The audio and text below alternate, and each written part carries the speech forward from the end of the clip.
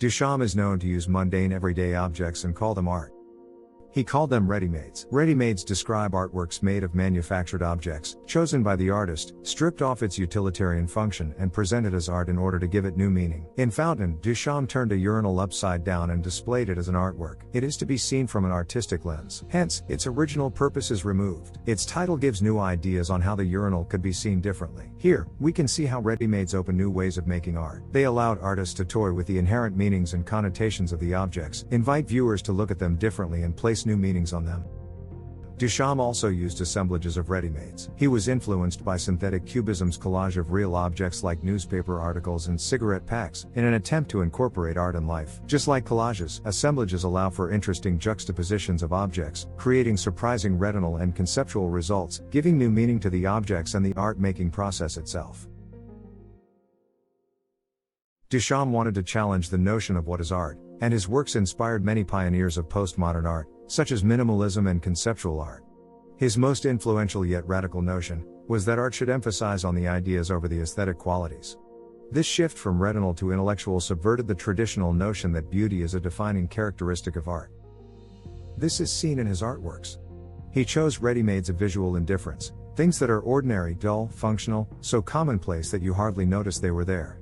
But once they're positioned in an art gallery, whether hung from the ceiling or placed on a pedestal, their presence and significance are transformed. The more insignificant the object was, the greater the transformation of the object into fine art. His works also challenged other definitions of art. Who gets to define art? What is the role of the artist in creating artworks? Most artists have technical prowess to make art. And most importantly, is something elevated into a dignified artwork simply because the artist claims that it is art? Duchamp's technique is choosing the object to be art. Choosing is seen as a creative act, as the artist has to consider the object's form and meaning that the object carries with it, due to its function. A bottle rack is created to dry bottles, but a bottle rack by Duchamp will never get to dry bottles. As Duchamp's oeuvre of works is known for their sexual connotation, the bottle rack spikes could communicate erected phallic symbols that will never be satisfied because no bottles will be dried. This concept will only work because of the bottle rack's inherent qualities, and Duchamp's mischievous yet creative intentions. Clearly, Duchamp's technique is a process that transforms ordinary objects into objects of observation, cogitation, appreciation, or even denunciation. Other techniques include giving the work a title, making modifications to the object such as writing on the object, or changing the way it is viewed. These techniques help him to give new context and meaning. Duchamp also easily replaced missing or destroyed ready-mades with new ones. This destroys the notion that there can only be one unique artwork. Dada was an international movement, started by artists who chose not to partake in World War I. They hated the mechanical anonymous killing, and the government's cynical justifications to propel war with seemingly logical arguments. They felt that war was fueled by the desire to protect modern and bourgeois endeavors, neglecting the lives of many.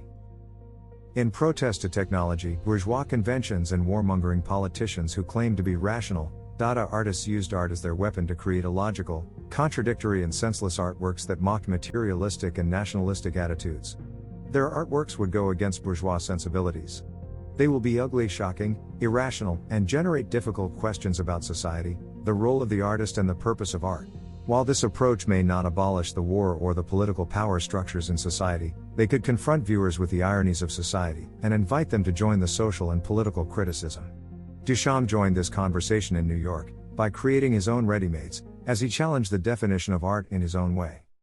Duchamp's works questioned the role of art institutions like academies, museums and galleries, and their power in qualifying art. This is best seen when he submitted the Fountain to the Society of Independent Artists exhibition, that claimed to accept any artwork if a submission fee of $5 was paid. The Fountain was rejected, sparking a huge controversy on what art should and shouldn't be. He also subverted the myth of the artist as a creator of genius. One does not have to be a genius or have technical skills like Leonardo da Vinci to make art. Duchamp chose a Mona Lisa postcard, modified it with facial hair and a caption and called it art. This destroyed the public expectations of what art should be. He also challenged the notion of authorship. Must art be made by the artist? Originality. Can artists take another artwork and call it art? And the importance of context. Does an object become art just because it is placed in an art gallery? What is the difference between art and life? Why is there a separation, or is this a reflection of the bourgeois and the working class? Duchamp's works are not just anti-art. His ready-mades are filled with wit and sexual innuendos. He wanted to bring out in the daylight things that are constantly hidden because of social rules. Human sexuality and eroticism were still taboo topics in the early 20th century, even though the public viewed themselves as rational and logical beings. Duchamp's response, inspired by symbolist subject matter femme fatale and the changing roles of women in society, was to resurface these repressed desires, through his subliminal erotic and provocative artworks. This approach allowed him to spark curiosity amongst the viewers, entertain them and also challenge societal and cultural norms in a playful manner. Duchamp also conflated themes on sexuality with Dada's mockery against rational systems of a scientific-driven world, by showing the absurdity that the human condition, such as eroticism, can always be defined by science. The contrast of the cold impersonal machine and the warm emotional human being reflects the modern philosophical question of man's future when machinery replaces mankind.